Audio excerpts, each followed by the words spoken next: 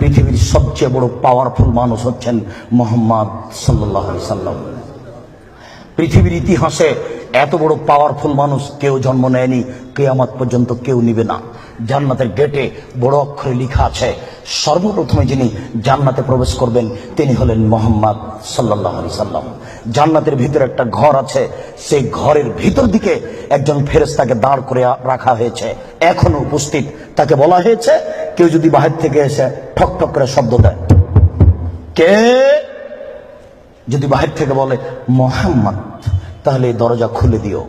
এই ঘর মুহাম্মদ ছাড়া কারোর জন্য খোলা হবে না। আপনাকে আমি কি দিয়ে বুঝাই মুহাম্মদ সাল্লাল্লাহু আলাইহি সাল্লাম কত বড় পাওয়ারফুল মানুষ। বিচারের মাঠে ইব্রাহিম আলাইহিস সালাম বলবেন, কাদ গাজিবা আলাইয়া রাব্বি, আমার প্রতিপালক আমার উপরে রাগ করেছেন।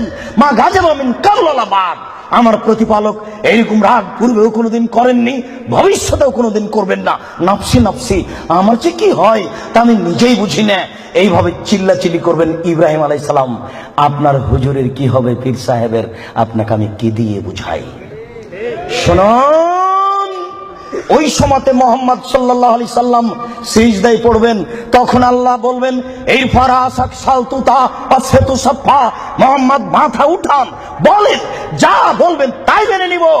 যেই কথা বলবেন আমি সে কথা গ্রহণ করব।